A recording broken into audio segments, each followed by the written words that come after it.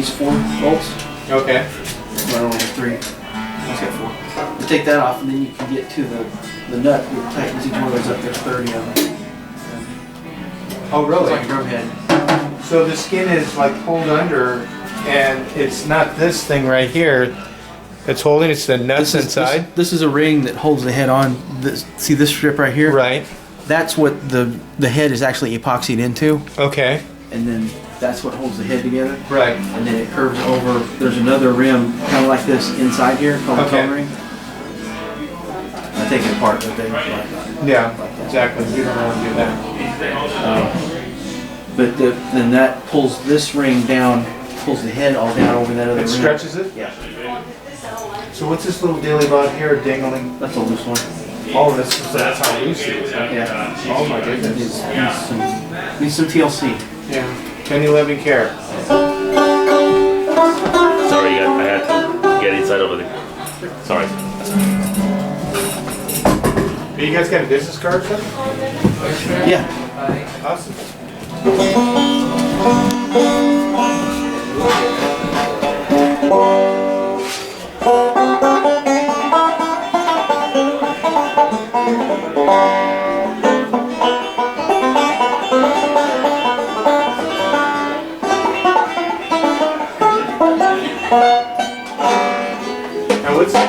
Is the maple the one that gets more resin, or? The maple's got a brighter tone, and that's what you want in a banjo. There's a lot of mahogany banjo resonators that sound good, that have a sweet sound. Okay. The maple is the one that everybody is going for. So is this like a nice design, something you would look for on a banjo?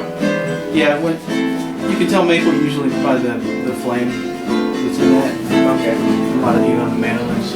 Now, yeah, so if a person's going to be going for, would they go for a banjo, would they reach for the higher price or something smaller? Higher price is always going to be better. Always going to be better. 99.9%. So is that a rule of thumb if you're looking for a banjo? Well, if you're talking about, this is an import for $7.99. That's with case too. That's you're talking about a $400 or $500 banjo. Okay. Which isn't bad for learning, and even if in your intermediate playing. You can always upgrade the tuners, you can always upgrade the head, you can always upgrade certain parts of it. You can actually upgrade the whole neck. You can put the whole neck on your And what would that do for it? Would it make it sound or handle better? That's more a playability thing. Okay. So it wouldn't change the sound per se then? Not a lot. It's just making it handle a lot better. That's a maple neck too. Okay.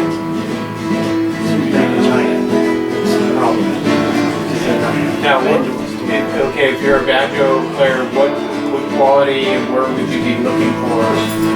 Most likely you're looking for a Gibson. Okay, good. That's from the 20s and 30s. That's the primary 5-string banjo. That's what Earl Scruggs played. That's what Don Reno played. And I can go on with the players that use those. So those are the most treasured, valuable. So I mean, for you as you're a professional, you're kind of looking down here and you're looking at which ones that you would like to put in your little arsenal. I would like to try that one. the recording tape, but I would want to, take it, open it up, and tighten it up, and set it up. And set it the way you want set it. Set it the way I want it, and see what it sounds like now. They wouldn't allow you to do that here, right? Maybe. Maybe not. Yeah. Not today. Busy on Saturday. Now I didn't know that Dean made one. That's amazing. Well, Dean's an import, and these are both 6-string banjos. They're tuned like a guitar. Okay. And they still have your banjo head. This one has a pickup. Little volume knob there. It's not anywhere close to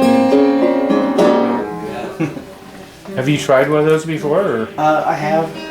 You like them? There's a couple different brands that make the 6-string that's a little better, but this is a good starter. I didn't know Dean made banjos. That's probably the better one of the two. In the two, and that Fender did too, huh? Fender has one too, yeah. Wow. So who started? It was it Gibson that got involved in it, or the 6-string banjos? They used to make those way back. I've seen a famous. It's a German import from probably the 60s. 60s? Yeah.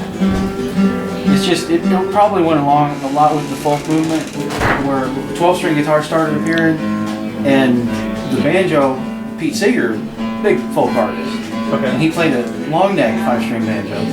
Well, a guitar player might want to get that sound without having to learn a whole other tuning. Or actually, with Pete Seeger, 2 new tunings because he's got the extra frets on the frets. Yeah. So you put a guitar tuning on a banjo and you got that sound. Normal frets, how much on a just a 22 or? I don't think it's 22 on that. But I mean, what's the normal number for guitar? average? Telecaster would have 21. Some of them later would have 22. Right. Most your Les Pauls would be 22 fret guitar. Okay, so the banjos would be the same? Theoretically. The neck joint has a lot to do with that. We got 12, 13, 14, 15, 16, 17, 18, 19, 20. Yeah, we got 21 here. So we're in good shape there. Yeah. Some guys would want, they'd say, well, what 24? You got this to deal with. You don't have a way to go over top of the head. I've seen some old ones that did.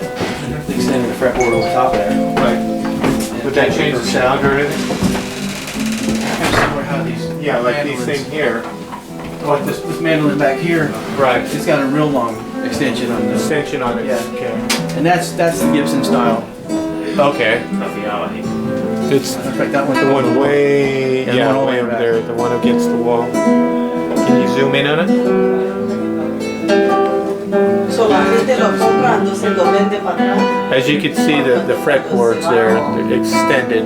Cuando la gente a veces, la gente compra la They could do that on a banjo if they could get the neck up a little bit. On most banjos, it's going to be pretty flush with the head, so your angle is determined by your bridge and your neck angle.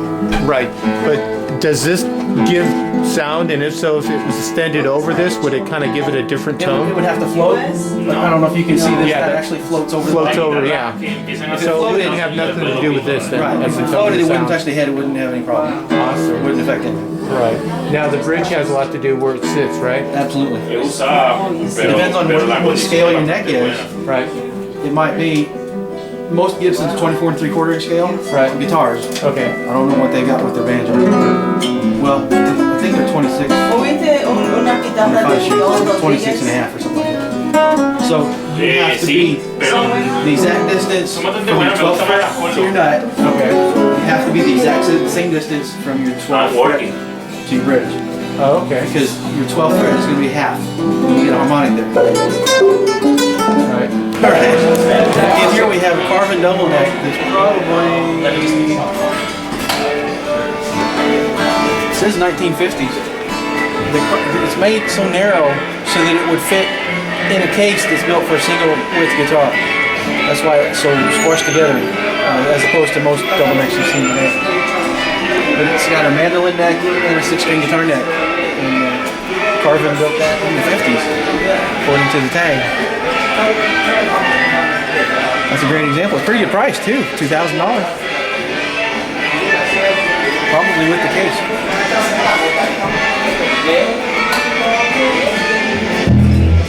Now next to it, we have one of my favorite guitars in the middle. You can see that. That's a 1950 Fender Broadcaster. That's the real deal right there. And you can see the price, $40,000. Probably with the original tweed case. That's the real thing. It's been oversprayed, so it's actually cut the value. The value would be higher if it was straight mint condition. But that's still pretty awesome. And a 1955 Fender P-Bass. You notice on this P-Bass, the plate, the pick guard looks a lot different than what you're used to. And that's the original pickup covers and the bridge cover. Awesome. That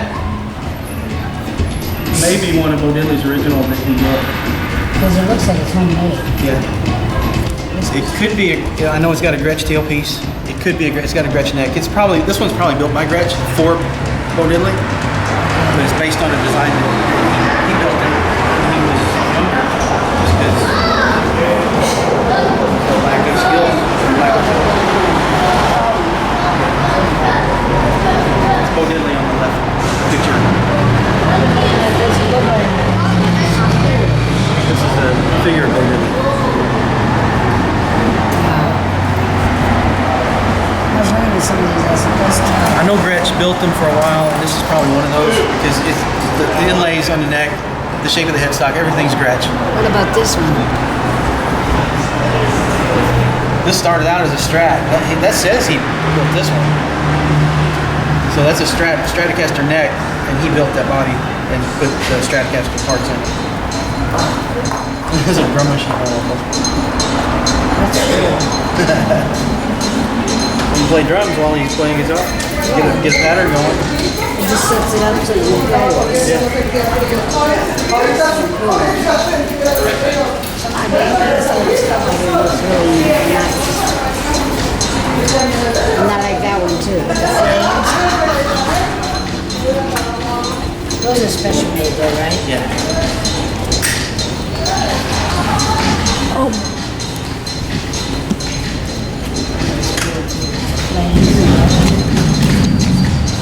Oh, it's Steve Vai. It's a Steve Vai guitar.